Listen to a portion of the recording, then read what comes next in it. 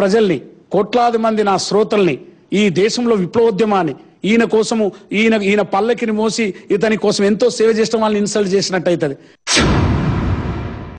ఎన్నికలకు ముందు మాయమైంది, మాకు వార్తలు వచ్చినాయి. మాయమైంది, పోలీసులు అరెస్ట్ చేసినట్టు భయపడి పారిపోయింది.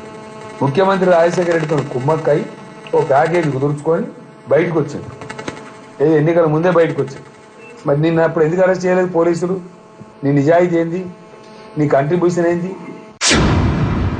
మ్యాచ్ ఫిక్సింగ్ ఎవరు చేసుకున్నారు? మ్యాచ్ ఫిక్సింగ్ అనేది నీకు కాంగ్రెస్ ప్రభుత్వంతో టికెట్ల గురించి, ఎంపీల గురించి, ఎమ్మెల్యే సీట్ల గురించి మ్యాచ్ ఫిక్సింగ్ జరిగింది. నాకు ఎలాంటి మ్యాచ్ ఫిక్సింగ్ లేదు. మ్యాచ్ ఫిక్సింగ్ చేయవలసిన అవసరం లేదు. నేను సీక్రెట్గా చేసుకోవాల్సిన అవసరం లేదు.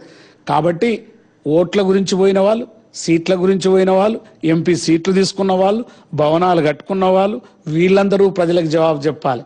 నేను ఓపెన్గానే ఉంటా. తిట్టేది ఉంటే వాళ్ళని తెలంగాణ వ్యతిరేకులను తిట్టు. తెలంగాణ కోసం పనిచేసే కేసీఆర్ ఎందుకు తిడతారండి? వీళ్ళకి ఏం దుగ్ధ, ఏం గులగుల?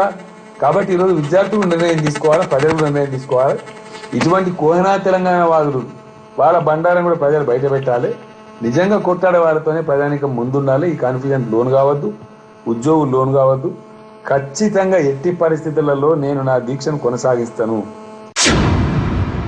నేను దేనికైనా కానీ ప్రజలకు తప్పు చేస్తే తప్పని చెప్తా, ఒప్పని ఒప్పు చెప్తా. ఈ విధంగా వ్యక్తిగతమైన దూషణలకు, వ్యక్తిగతమైన ఆరోపణలకు పాల్పడ్డటువంటి ఎవరైతున్నారో, ఈ కేసీఆర్ ఎవరైతున్నారో, అది ఆయన పతనానికి దారి తీసుకుంది. ఆయన తప్పుడు ఎత్తుగడలు, ఎవరిని పడితే వాళ్ళని దూషించడం, ఎవరు పడితే బేస్లెస్ విమర్శలు పెట్టడం, దాన్ని ప్రూవ్ చేయకపోవడం, ఆధారాలని, అది పతనానికి ప్రూఫ్ అయింది.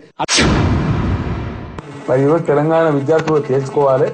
నువ్వు ఇట్లాంటి గద్దర్ లాంటి పిచ్చి కూతలు కూసే ద్రోహులే మొదటి నుంచి తెలంగాణ శత్రువులు. వీళ్ళు ఏం చెయ్యరు, పార్ట్ టైం మాట్లాడతారు, వాళ్ళు చెయ్యరు దీక్షలు. చేసేవాళ్ళని మాత్రం బదనాం చేసి అపనిందల పాల్చేసే ప్రయత్నం చేస్తారు. కాబట్టి వీళ్ళ సంగతి కూడా ఒకసారి తేలాల్సిందే ఉంది. వ్యక్తిగతమైన దూషణలకు, వ్యక్తిగతమైన ఆరోపణలకు పాల్పడ్డటువంటి ఎవరైతున్నారో, ఈ కేసీఆర్ ఎవరైతున్నారో, అది ఆయన పతనానికి దారి తీసుకుంది. ఆయన తప్పుడు ఎత్తుగడలు, ఎవరిని పడితే వాళ్ళని దూషించడం, ఎవరు పడితే బేస్లెస్ విమర్శలు పెట్టడం, దాన్ని ప్రూవ్ చేయకపోవడం, ఆధారాలని, అది పతనానికి ప్రూఫ్ అయింది. అందుగురించే ఎవడు కుట్ర చేసిండో వాని మీద పడకుండా, ఎవరైతే నీకు నిన్నటి వరకు తోడ్పడి వాళ్ళ సహాయం తీసుకున్నావో వాళ్ళ మీద పడడం లోపలనే అతని యొక్క నిజాయితీ, కమిట్మెంట్ తెలంగాణ పట్ల తేలిపోతుందని నేను చెప్తున్నా. ఈ ఉద్యమము నిజమైనటువంటి వాళ్ళ చేతులకు పోతే ఎట్లా అని దొరలు ఏ విధంగానైతే పారిపోయి వచ్చిండ్రో, భూములు వదిలిపెట్టి తెలంగాణ పేరు మీద మళ్ళా ఆనందంగా తెలంగాణలో తిరుగుతున్నారో, అది బంద్ అయిపోతుంది అనేది ఆయన యొక్క ఇంటర్నల్ విషయం.